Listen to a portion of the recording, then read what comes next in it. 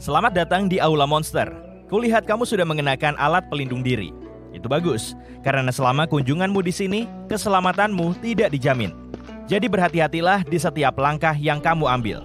Karena monster yang akan kamu lihat di depan adalah monster-monster yang paling menakutkan dari cerita rakyat Jepang. Kalaupun tidak menghantuimu selama kunjungan ini, monster-monster ini pasti akan menghantui mimpimu. Dan aku kasih tahu ya, anime yang kamu tonton pun gak akan membantu di sini. Wah, kulihat ada keraguan dan ketakutan di matamu. Jadi mari kita mulai tur kita sebelum kamu kehilangan secercah keberanian yang tersisa di dalam dirimu. Tidak ada monster yang lebih baik untuk menyambutmu selain Noperabo. Kamu mungkin gak tahu, tapi monster ini senang banget dapat korban baru. Maksudku pengunjung. Noperabo terlihat seperti manusia biasa dalam hampir semua hal. Makanya dia bisa berbaur dengan manusia. Tapi semuanya akan menjadi luar biasa begitu kamu bertemu langsung dengannya. Lihat aja, dia nggak punya wajah. Kepalanya seperti bola kosong. Tapi ada satu hal yang perlu kamu ketahui. Noperabo tidak berbahaya. Dia cuma menakut-nakuti orang. Dalam legenda dan cerita, biasanya dia melakukannya dengan meniru seseorang yang dikenal oleh calon korbannya. Dan setelah mendapatkan perhatian, dia menghilangkan fitur-fiturnya, hampir seperti menghapus gambar. Yang tersisa hanyalah selembar kulit yang kosong dan halus tanpa mata, hidung, atau mulut. Jadi seperti yang mungkin kamu bayangkan, identitas aslinya dan seperti apa bentuknya tidak diketahui. Salah satu cerita kemunculan Noperabo adalah tentang seorang nelayan malas. Meski sudah diperingatkan oleh istrinya, dia tetap pergi memancing ke kolam koi kekaisaran yang sakral. Dalam perjalanannya ke sana, dia bertemu dengan nelayan lain yang juga memperingatkannya untuk tidak pergi ke sana. Namun dia mengabaikannya. Begitu dia tiba di kolam, seorang wanita muda yang cantik memintanya untuk tidak memancing di sana. Tapi dia juga tidak mendengarkannya. Saat itulah wanita muda itu menghapus wajahnya. Ketika sang nelayan berlari pulang untuk bersembunyi karena ketakutan, istrinya menghampirinya dan mengkritiknya atas kesalahannya. Plot twist, sang istri pun menghapus wajahnya juga. Omong-omong soal ikan dan kolam, mari kita beralih ke Kappa. Jangan tertipu oleh penampilannya yang agak lucu dan seperti maskot. Kappa adalah monster berbahaya yang pastinya tidak ingin kamu temui. Makhluk yang sering digambarkan sebagai kura-kura humanoid ini hidup di dalam dan di sekitar perairan seperti danau, kolam, atau sungai. Kappa umumnya berukuran sebesar anak manusia, tapi secara fisik, makhluk ini lebih kuat daripada pria dewasa. Warna kulitnya dapat bervariasi dari kehijauan hingga merah terang dan bahkan biru. Selain itu, tubuhnya bisa berlendir atau bersisik. Uniknya, setiap Kappa memiliki cangkang penyu di punggungnya dan mulut yang menyerupai paruh. Jari-jari kaki dan tangannya berselaput. Namun bagian yang paling khas dari penampilannya adalah benda seperti mangkuk yang berada di atas tengkorak kepalanya. Mangkuk ini dianggap sebagai sumber kekuatan Kappa dan harus selalu terisi air. Jika air ini tumpah atau mangkuknya rusak, Kappa bisa menjadi sangat lemah dan tidak dapat bergerak. Kappa dikenal sebagai makhluk yang suka mengganggu. Meski bisa berteman dengan manusia, kamu harus selalu mendekatinya dengan hati-hati. Karena Kappa mungkin mencoba untuk memikatmu ke dalam air untuk memangsamu. Namun, ada juga kemungkinan Kappa akan menantangmu untuk bertanding sumo.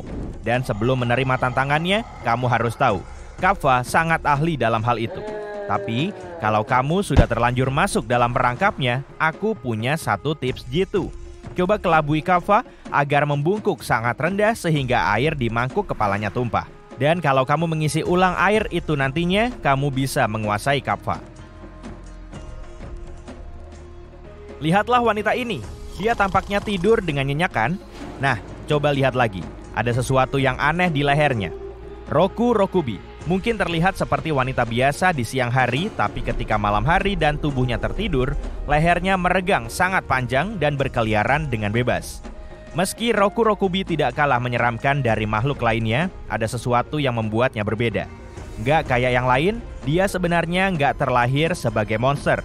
Dia dulunya adalah seorang manusia seperti kita, tapi dia berubah karena kutukan akibat tindakan jahat atau kesalahan. Namun ceritanya menjadi lebih menyedihkan. Karena tindakan jahat itu tidak selalu yang dilakukannya sendiri. Kebanyakan suami atau ayah roku-rokubi lah yang melakukan tindakan jahat. Namun dialah yang harus menanggung akibatnya karena kutukan tersebut hanya menimpa wanita.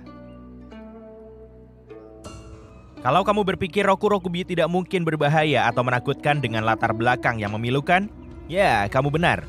Kepalanya terkadang menyerang hewan kecil, atau dia mungkin merugikan dengan menakut-nakuti orang di sekitarnya. Tapi hanya itu saja. Tapi dalam perjalanan malamnya, dia senang menjilat minyak lampu dengan lidahnya yang panjang. Ya, mau gimana lagi kalau dia suka makanan itu.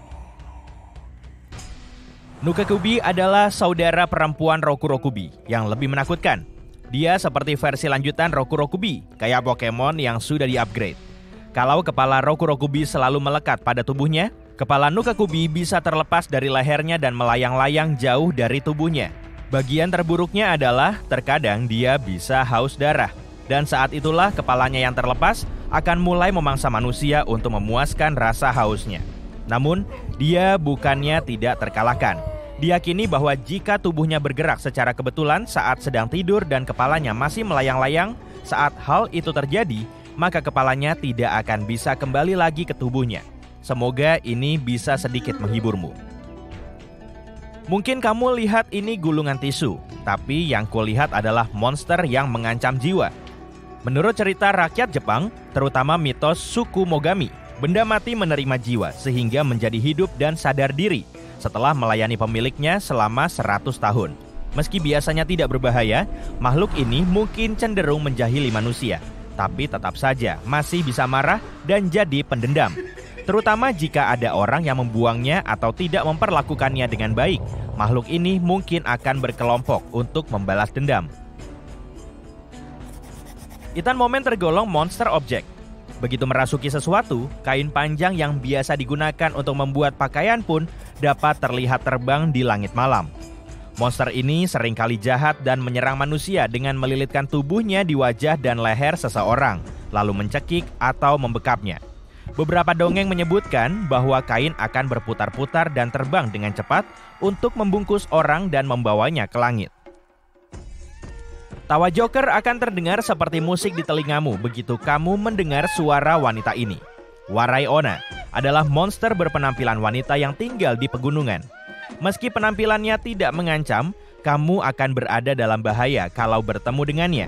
Dia akan tersenyum dan mulai menertawakanmu.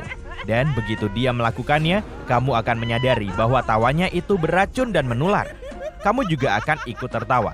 Tapi meskipun dia sudah pergi, kamu akan terus tertawa mengikutinya sampai kehabisan napas dan tidak mampu berdiri. Kalaupun kamu cukup kuat untuk menahan diri agar tidak tertawa bersamanya, kamu tetap tidak akan aman. Hanya dengan mendengar tawanya saja, nggak peduli seberapa jauh dia terkekeh, sudah bisa bikin kamu nggak sadar. Kamu akan dihantui oleh suara yang menjengkelkan dan menusuk telinga kemanapun kamu pergi selama sisa hidupmu. Tapi nggak semua orang yang jalan-jalan ke pegunungan akan bertemu dengannya. Ada satu cara untuk menghindari kutukan tertawa ini. Dia hanya menampakkan diri pada hari pertama, ke-9 dan ke-17 setiap bulannya. Jadi, rencanakan perjalananmu dengan baik ya.